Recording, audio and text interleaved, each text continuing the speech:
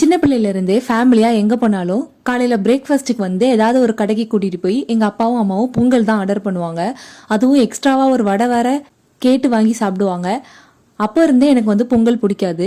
ஆனால் நான் கல்யாணம் ஆகி வந்ததுக்கப்புறமா திடீர்னு வந்து பொங்கல் சாப்பிட்ணுன்னு ஒரு கிரேவிங் வரும்.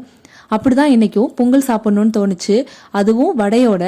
அதனாலேயே காலையில் எந்திரிச்சதுமே வடைக்கு வந்து உளுந்து வந்து நான் ஊற வச்சுட்டேன். ஆஃப்டர்நூன் லஞ்சுக்காக தான் நான் பொங்கல் வந்து ரெடி பண்ண ஸ்டார்ட் பண்ணேன். காய்கறி எதுவுமே போடாமல் ஒரு சிம்பிளாக ஒரு சாம்பார் மட்டும் கடகடன்னு வச்சு முடிச்சிட்டேன். சாப்பிடும்போது சுட சுட வடை சுட்டுக்கலான்னு சொல்லிட்டு உளுந்தை மட்டும் அரைச்சி ரெடி பண்ணி ஃப்ரிட்ஜில் வச்சுட்டேன். சைடிஷ் எல்லாமே பக்காவாக ரெடி பண்ணியாச்சு. மெயின் டிஷ்ஷை கரெக்டாக வச்சிடணும்னு சொல்லிட்டு குக்கரை மூடி விசில் போட்டு, விசில் வந்ததுக்கப்புறமும் ஓப்பன் பண்ணி பார்த்தா நான் நிறைய தண்ணி ஆட் பண்ணிட்டேன் போல். பொங்கல் ஃபுல்லாகவே வந்து கொலன்னு தண்ணி ஆயிடுச்சு. சரி, எப்படியோ கட்டி ஆயிரும்னு ஒரு நம்பிக்கையில் அப்படியே வந்து சுட சுட வடையும் சுட்டு எடுத்து காம்போவை வந்து கம்ப்ளீட் பண்ணியாச்சு.